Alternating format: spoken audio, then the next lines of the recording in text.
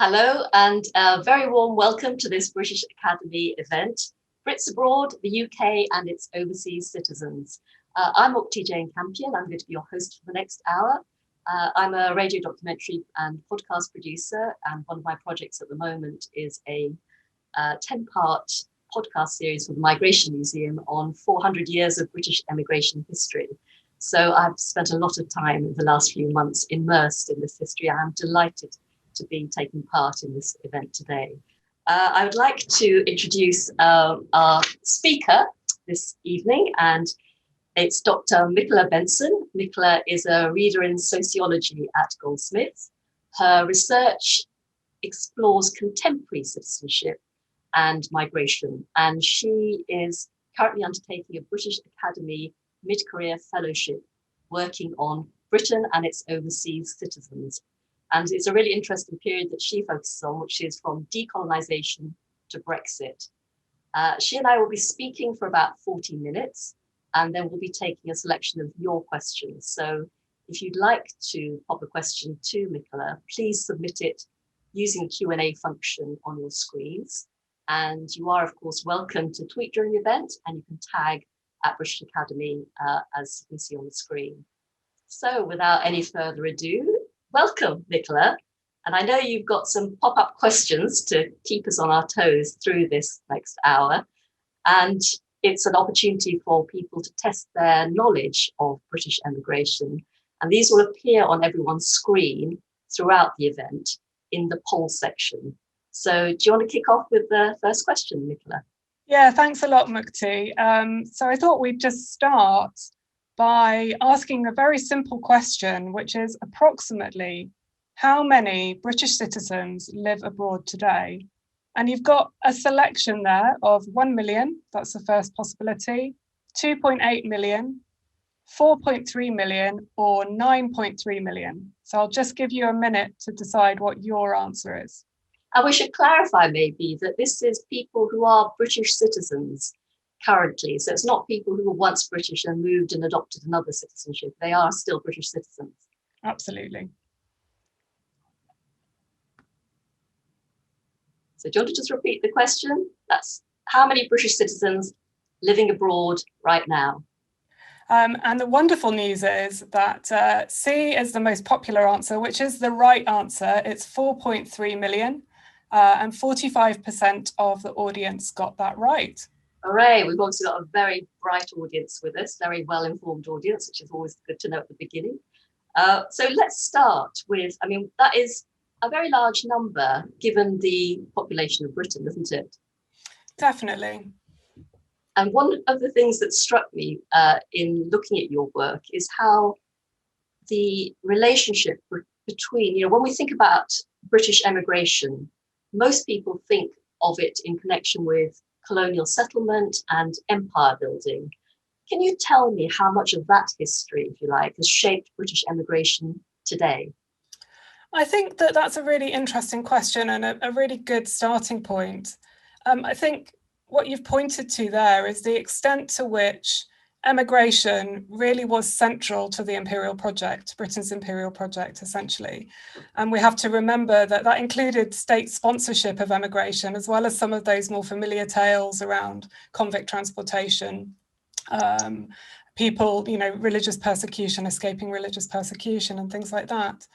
But I think that really where we start to see the resonance of that colonial story is more broadly in the kind of structures of what we might call a kind of global inequality around questions of migration today, which mean that, for example, British citizens can more easily move and settle in other parts of the world. And this, I think, in the British case, is an indicator of the continued significance of some of the inequalities that were drawn through colonialism. Behind those statistics that we've just said is also the fact that the emigration rate of British citizens in the modern day is at about 6.5% of the population. And that's globally exceeded only by Ireland, Mexico, and Poland, just to give people a little bit of a sense of this. But where when we're thinking about Ireland, Mexico and Poland, you might think about how that emigration is part of the national story. It's so bizarrely absent in the British case. And I think we might want to ask how that contemporary absence in that story, both of the nation and of migration, what that tells us, what that can offer to us. And we should perhaps sort of point out that emigration today from Britain doesn't have the same sort of government support and sponsorship that it did in the past. Absolutely, it's much more individualized today, more generally. So people are going out there and they're seeking opportunities. And we have to remember that actually part of this, again, going back to your original question about colonialism, it's also about the extent to which English is a kind of lingua franca in most global labour markets as well. And so that's an added advantage if you're British and you're native English speaking in kind of traversing the globe in that way. So yes, a lot of the employment opportunities that people have access to today are also a legacy, if you like, of Britain's empire building period as well. Definitely. So there's a stereotype today of who Brits abroad are, and that phrase Brits abroad is interesting in itself. And we think of retired couples relaxing on, sunny Spanish beaches. How accurate is that in describing today's emigration? I think that this is only a small part of British emigration. It definitely is a part of it, but it's a very small part. And I think that if I'd like to just kind of ask the audience to pause for a second and think about who they might know, which British citizens they might know who live abroad, and the extent to which they resemble that stereotype. Because my feeling is that the extent of British emigration would mean that most people know somebody who doesn't conform to that stereotype. And I think that's really, really important to think with.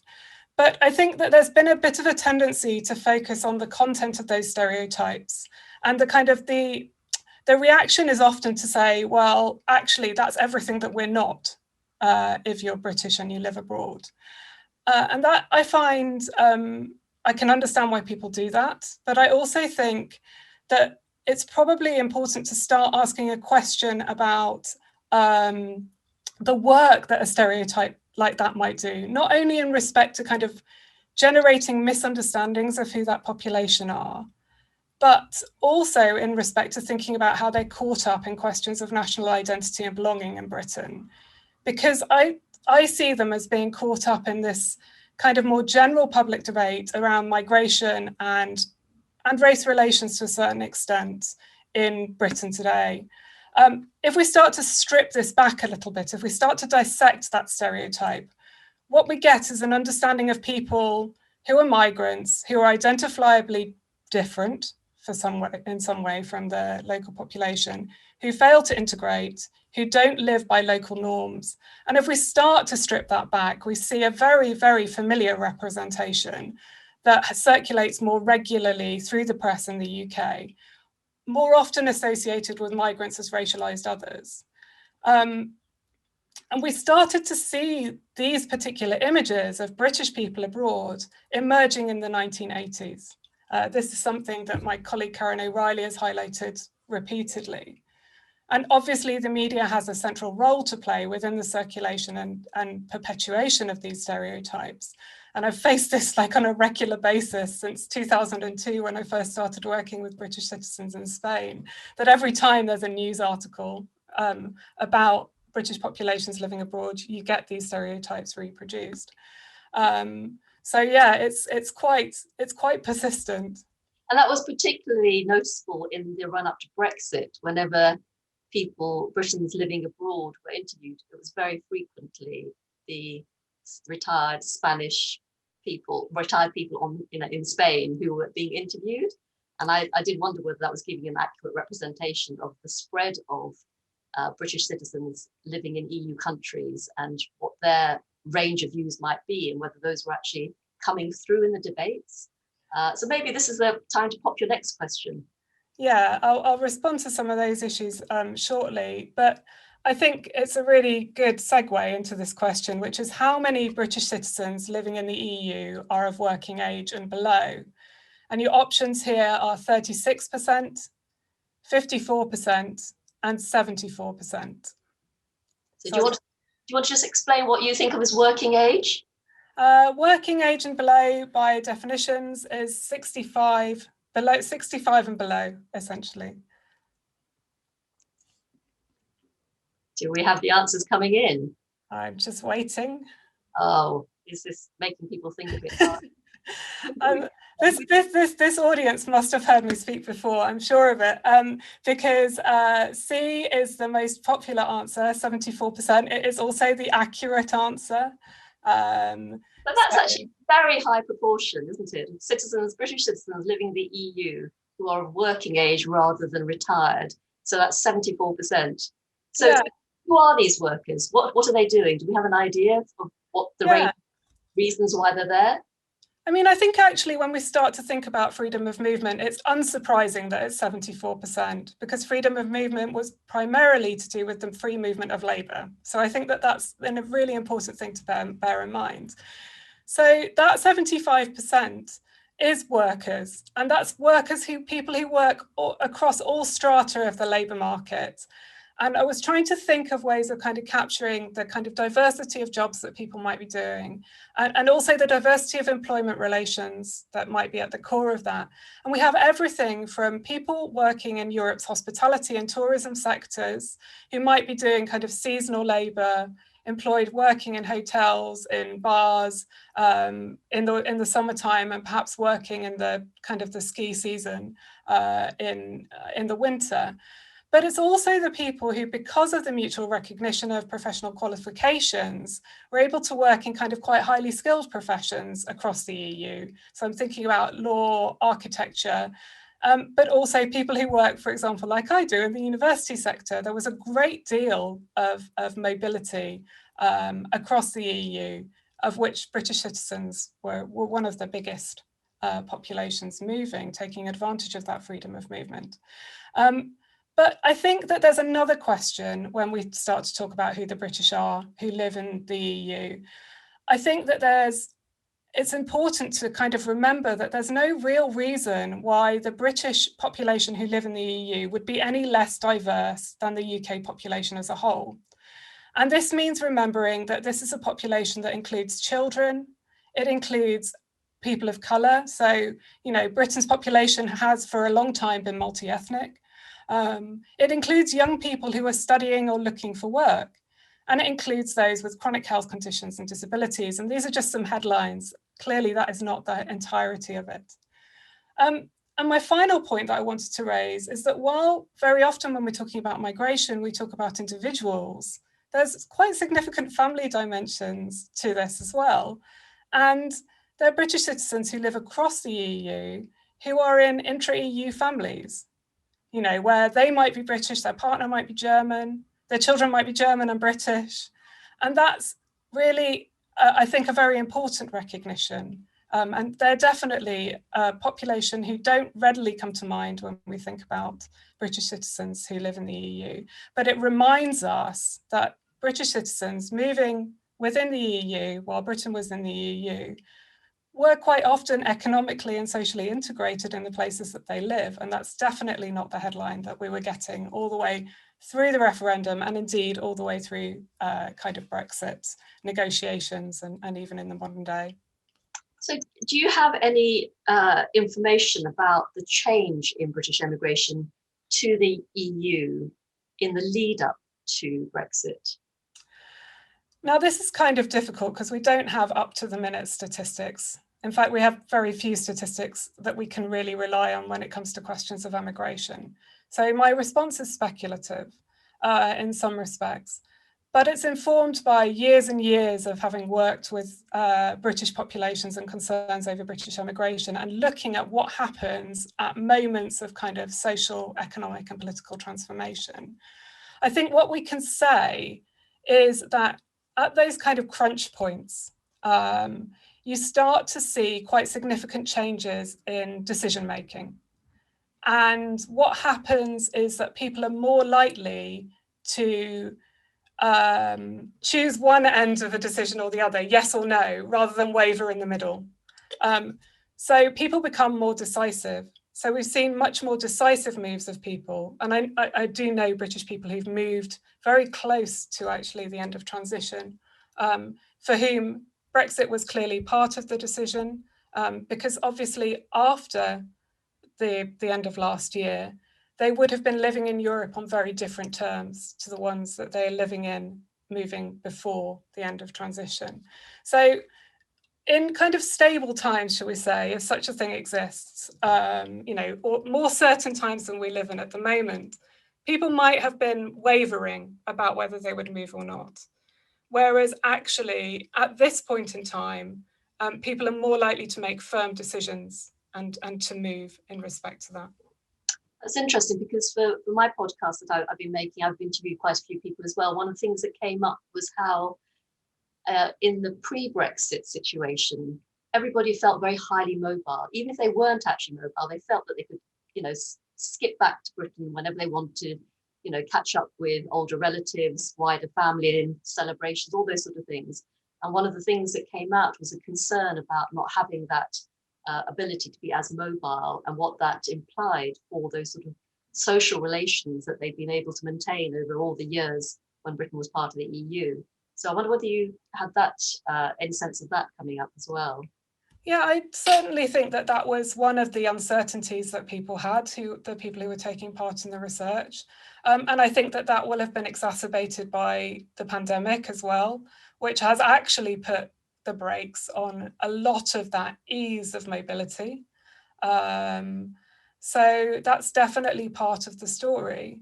And presumably that informs my next question partly as well, which is how you see British emigration to the EU now that we are out of the EU. What's the future, do you think? I think that there are a few things here. I think that if we look at what the possible terms are on which British citizens will live in Europe, which are not the privileged terms, the relatively privileged terms that they had when Britain was in the EU, it means that there will be changes, I think, to the demographics of who is able to move. So very simply, freedom of movement, which is a conditional right for EU citizens, meant that there were certain advantages if you were an EU citizen, certain things that would be waived. Whereas now, if you're going in and you're considered as a migrant, as a third country national, the thresholds for things like how much money you have to earn to demonstrate that you're able to live there, the types of provisions that you have to put in place in terms of healthcare, all of those types of things. The barriers are far higher in that respect. So what you will end up with, I anticipate, is people will still move. That won't stop, but it's a question of who moves, and that will be skewed towards people who are more highly educated and who have a greater income to fall back on. So the kind of middle classes. But at the other end, you might also get people moving who don't fulfill the terms of being in a place in the way that they should. And that's what happens, that generates kind of undocumented populations, people who live in a place but don't have access to any of the social welfare, the entitlements that go with being there as a documented migrant. And what about the people who are already British citizens living in the EU, but no longer obviously able to move around as freely as they used to? What lies ahead for them? So there have been certain provisions laid out in the withdrawal agreement to protect them into the future and to maintain some of the rights that they had. So their rights specifically relating to them staying in the countries that they're living in.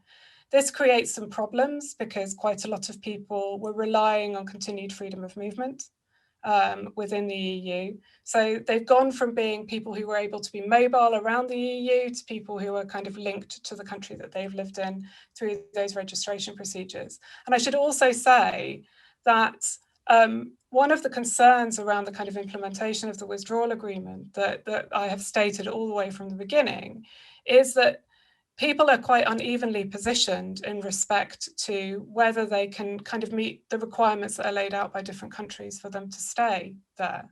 So it throws up new questions about the inequalities and the stratification of that British citizen population that was already resident in the EU.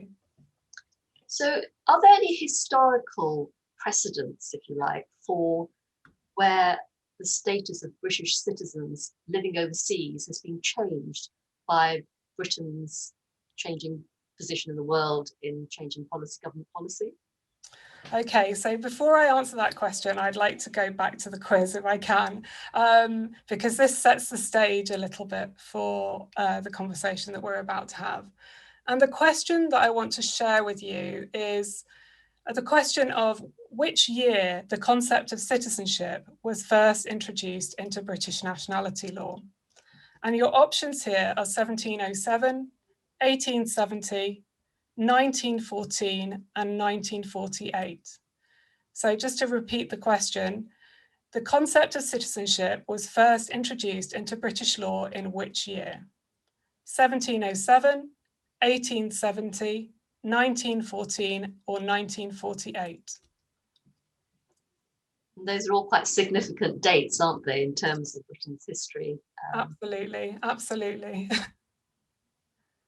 I was quite surprised at this, actually. I mean, not now, but when I first started researching this particular podcast series, is how the status of citizenship, if you like, is quite interesting, or where it comes in our history.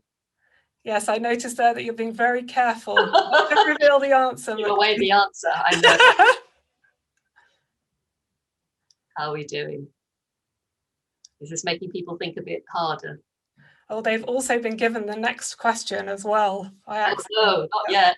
No, we're not going to come to the next one yet. Just do the first question. Yeah, just focus on the first of these.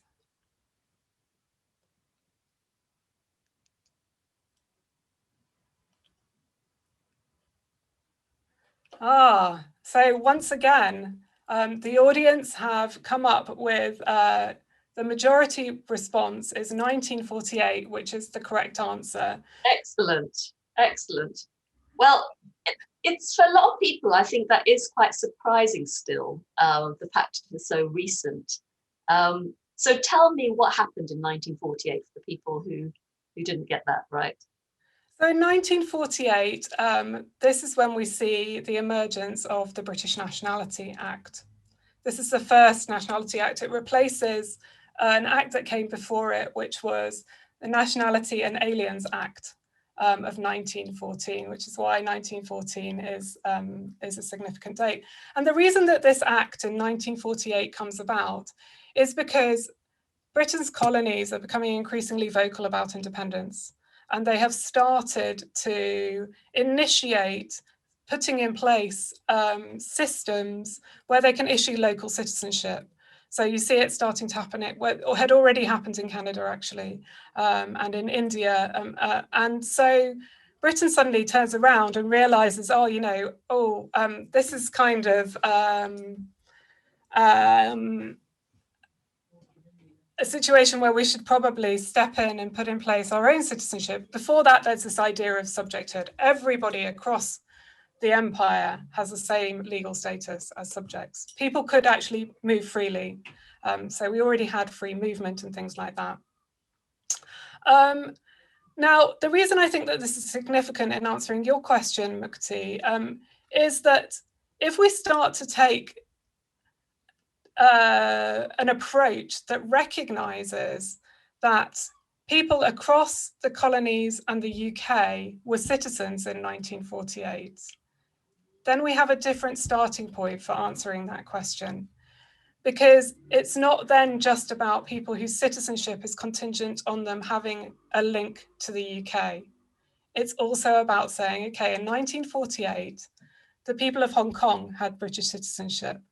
In fact, and the people of Gibraltar and the people of the Falklands and a variety of other territories that Britain still owned or possessed. And actually they had citizenship, the people of Hong Kong, until 1997, because they were British dependent territory citizens until that point. But really, I think 1981 is an important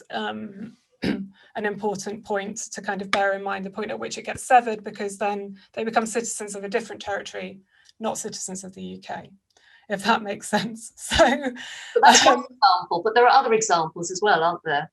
Yeah, there are definitely other examples. So the one that people will be familiar with is the Windrush generation, particularly in light of the Windrush deportation scandal. People who moved to the UK, believe, as citizens, and then found themselves recategorized through successive immigration acts, for example, and found as aliens. But there were also cases, very famous cases that happened in the 1960s that actually led to changes to those immigration acts, the Kenyan and the Ugandan Asian crises, which were situations where people who had forms of British citizenship found themselves in a situation where they might want to move to the UK because of changes that were happening on the ground in the countries that they were living in, Kenya and Uganda. But the British government was trying to find ways to stop them from coming in. So I mean, the culmination of that was a series of changes to the Immigration Act. So you mentioned Hong Kong, and so this is probably a good time to start talking about the British National Overseas Scheme. Let's talk about that, but let's try that last question as well, the quiz question you got. Yeah, they've already answered the question. Oh, brilliant. And the answer that, so I'll just repeat the question. Yeah, the question was, in January this year, the UK government introduced a visa scheme for British nationals overseas in Hong Kong. How many people are estimated to be eligible for the visa? And there's a selection of four responses here: 500,000, 1.3 million, 2.9 million, and 10 million. The audience responded, the majority of the audience responded and said 1.3 million. It's actually 2.9 million. So yeah, so I guess we'll talk about that a little bit more. Can you perhaps start by explaining a bit about the background to this scheme and who's eligible? Yeah, so I think we have to go back to kind of 1984 and the Sino-British Declaration, and that's the declaration between Britain and China over the future of Hong Kong. So it kind of guides what happens after handover. And this is kind of colloquially known as the one country, two systems situation. Now, at that time, it's 1984 and it's 13 years until handover. And at the time, in law, Hong Kong citizens were included in a category called British Dependent Territory citizens. And China didn't really like this very much because China doesn't permit dual nationality, essentially. And so they wanted Britain to change the naming of this category so that it removed any suggestion that these people were citizens, were British citizens. Because after handover, everybody who was ethnically Chinese would become a Chinese citizen automatically. So that's the kind of important thing to bear in mind. Essentially, what this status, this British National Overseas status, which was the solution that was found between Britain and China, did was give people a passport that attested to their residence in Hong Kong. It also allowed them some mobility, because that's what a passport is. It gives you a right to move, essentially. So there was those things. Now, when we fast forward to 2021 and the 31st of January, the British government has opened up this new bespoke visa scheme for people of Hong Kong, but it is linked firmly to this status, this British National Overseas status. What this means, sorry, Mukti. Go on. I was going to say what this means is that the people who are eligible for it are the people who were resident in Hong Kong in 1997 and who were eligible for this special status in British law. It wasn't heritable, so it couldn't be passed on to children. Interesting. So it really does make it quite a circumscribed scheme. So what research do you have that tells us something about public attitudes and official attitudes, if you like, here in Britain to this scheme? So this is where things get really interesting, because we have to remember that in the lead up to the British Nationality Act in 1981, Hong Kong was discussed because they were the largest remaining colony. It was the largest population that would get recategorized. through that nationality law at that time. And at the time, the Parliament unanimously voted against offering any kind of citizenship provision to it. Last year, when this suggestion that Britain do something for the Hong Kongers comes to British Parliament, it's completely the reverse. And unanimously, with a couple of obvious exceptions, unanimously, the Parliament says, yes, we should do this. And of course, there are voices saying we should also try and do more for the people because, you know, the young people will not be covered by this and various other things. And I think that what was significant here was a piece of polling that was conducted by Hong Kong Watch, who are the kind of lobby group who've been watching the events unfold in Hong Kong, the uprisings in response to the kind of legislative changes that are being brought in, who polled the public and found out that actually the majority of people they polled would support the government intervening on behalf of the Hong Kongers. So I think this is really interesting, particularly in a broader context where the British government is known for being hostile towards immigration. They're trying to prevent immigration into the UK.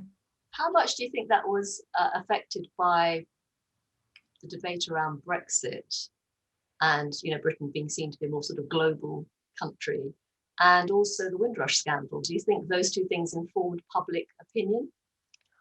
I think it's possible. I think we also have to take these polls with a little pinch of salt in terms of the numbers of people that they actually include, and we have to think about how it was framed as well. So I think that there are stories about that. But I do think that there is something to be said around the timing of it, which is also to do with diplomatic relations with China. And I think that's really important to bear in mind as well, because when you start to look at those debates in Parliament, you also start to see them talking about human rights abuses in China.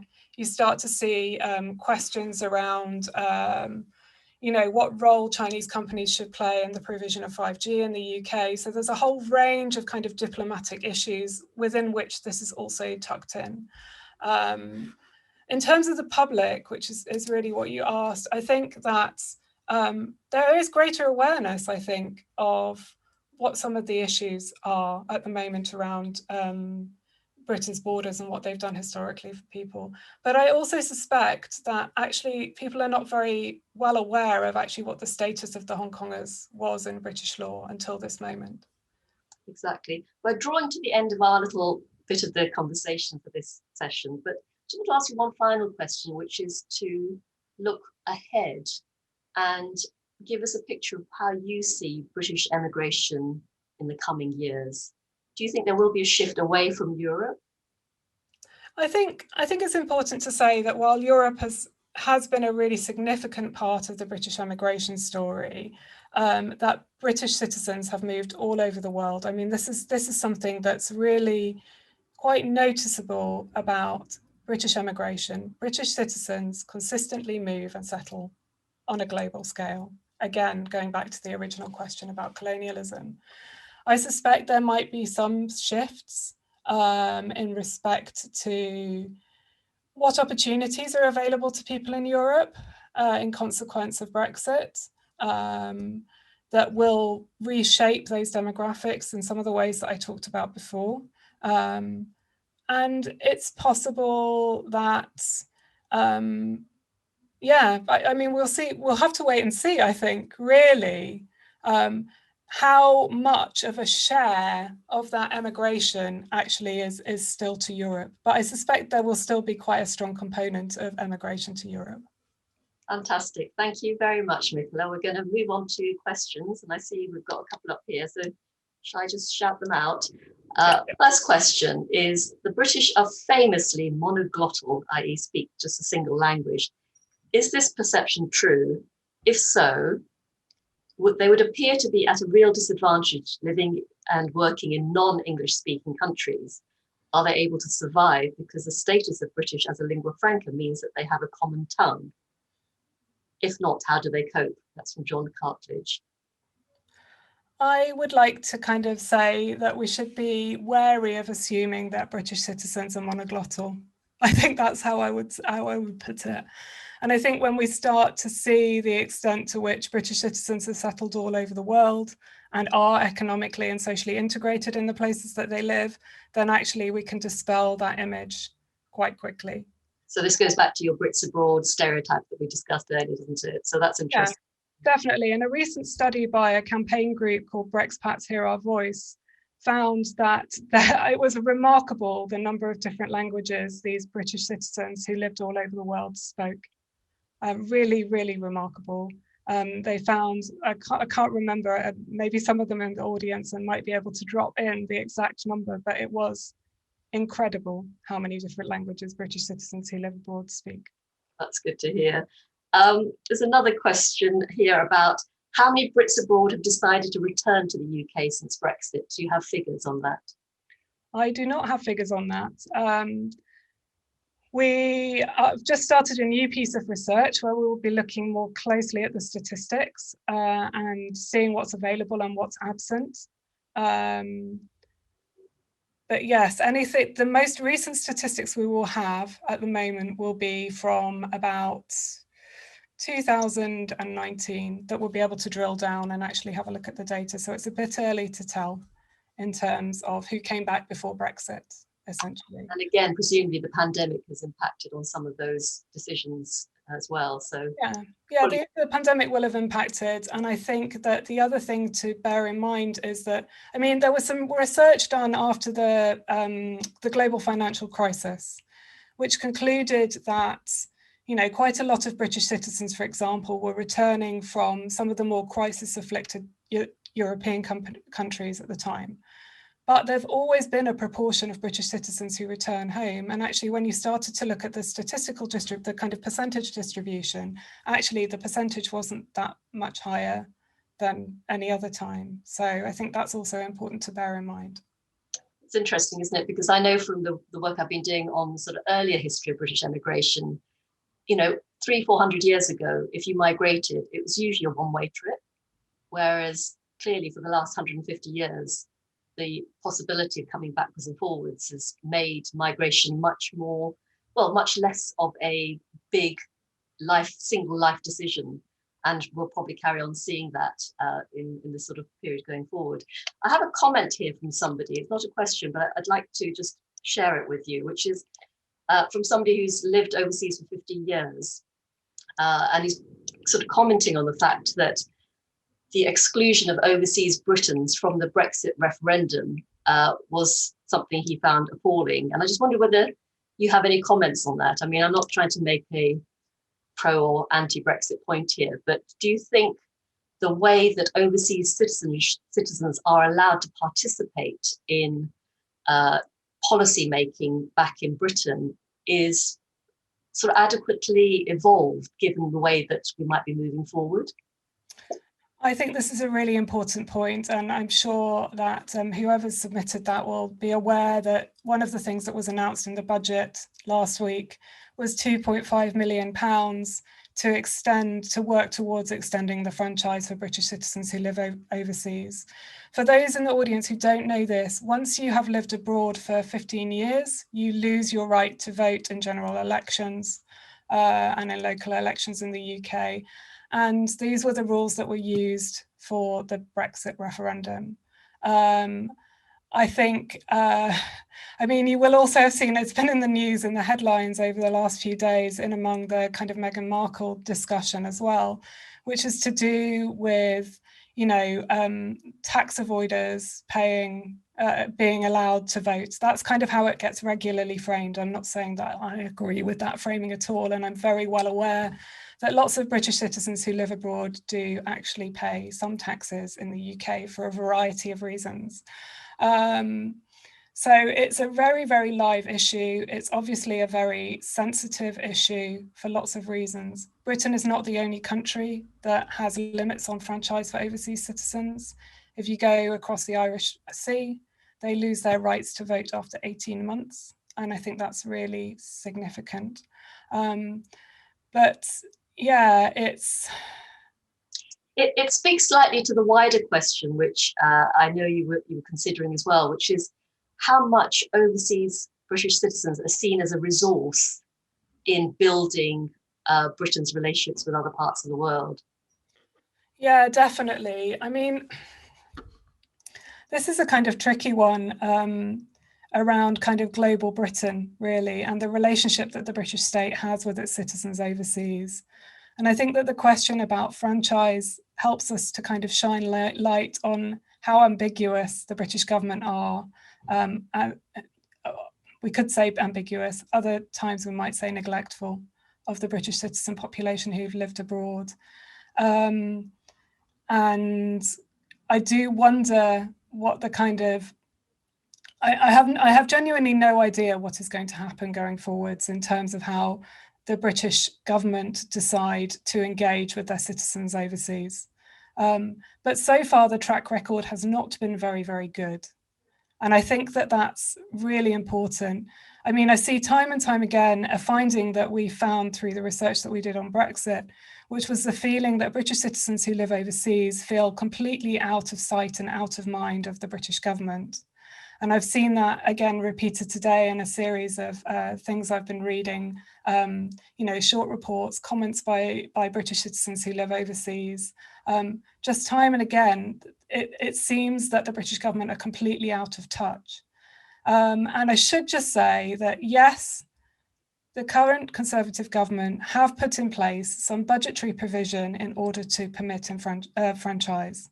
However, this has been on the agenda of the last 3 manifestos, if not longer than that. So I think that it's kind of important to bear that in mind.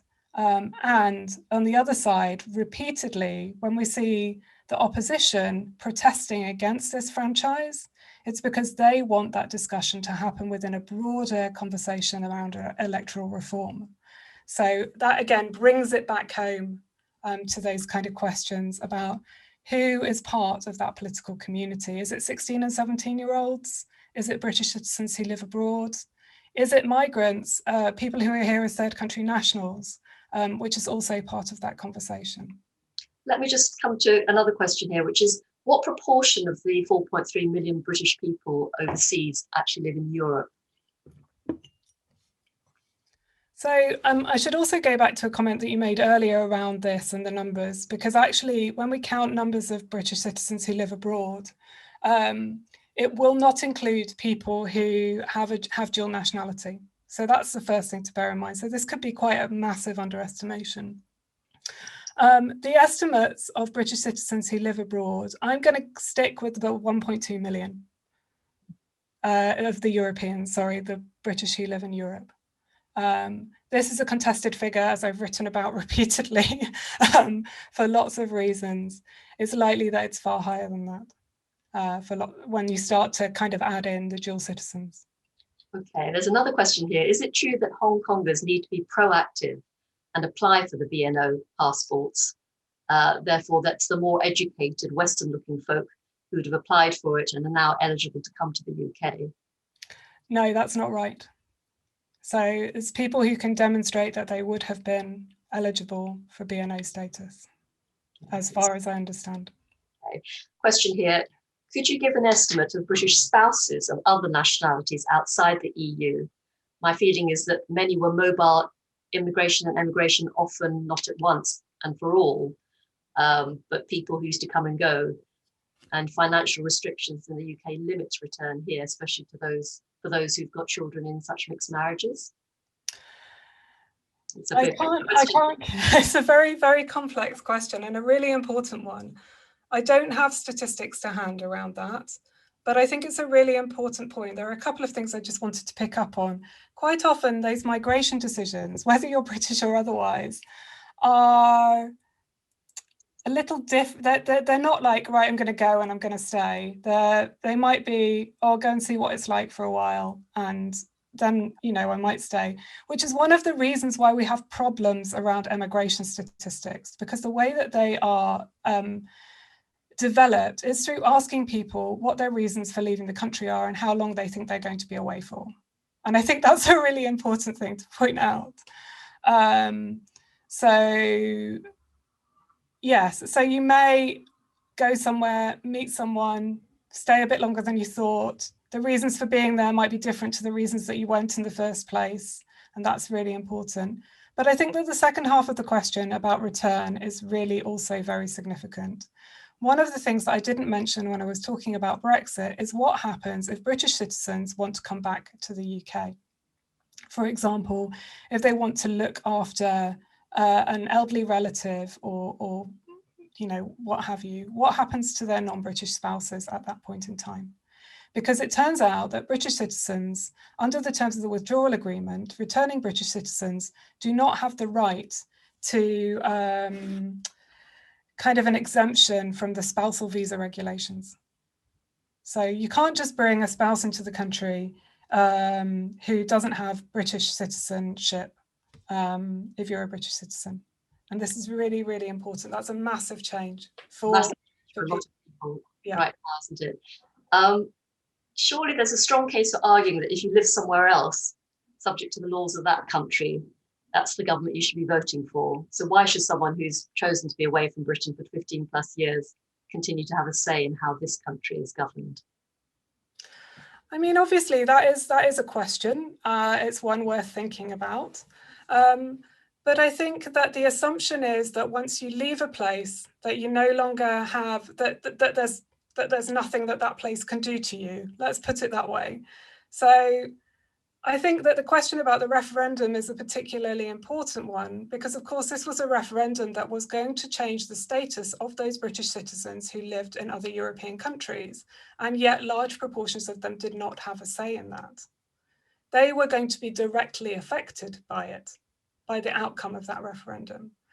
And I think it's a bit of a fiction to believe that, you know, the things that happen within a nation don't affect citizens who live somewhere else. So changes, for example, to pensions impact on British citizens and also other people who've earned their income in the UK and now live somewhere else.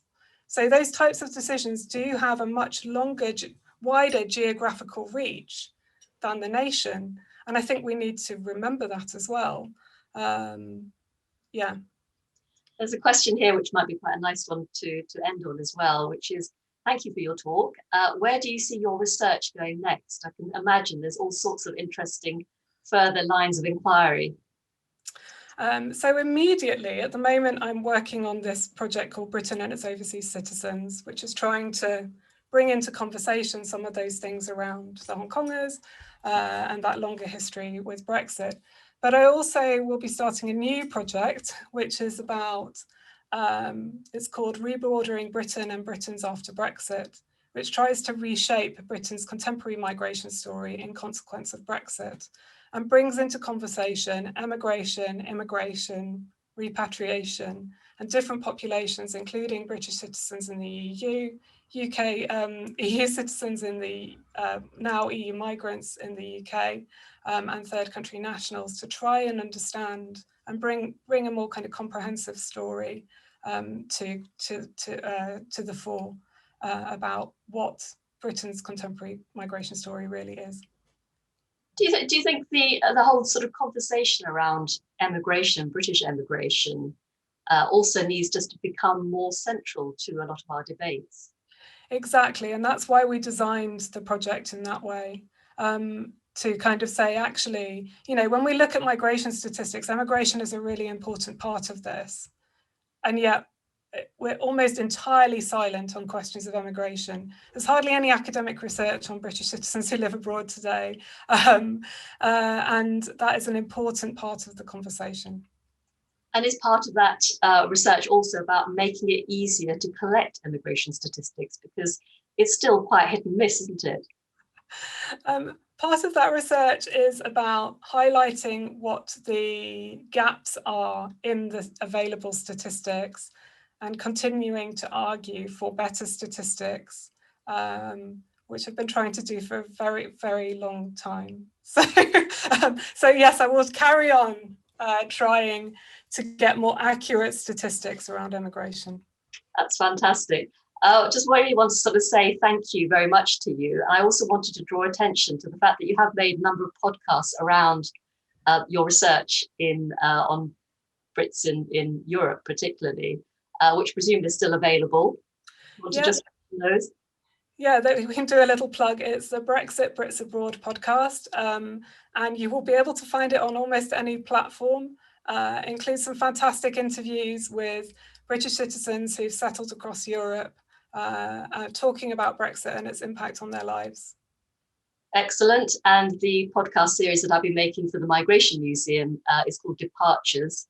That's the one which is looking at the history of British emigration. And again, that's available from most podcast platforms that you're likely to know about. So I hope you found this session interesting. I certainly learned lots more, and it's always a pleasure to talk to Michaela. Michaela will actually be featuring in the last episode of the Migration Museum podcast as well, talking further about these matters. So please do go and search that out.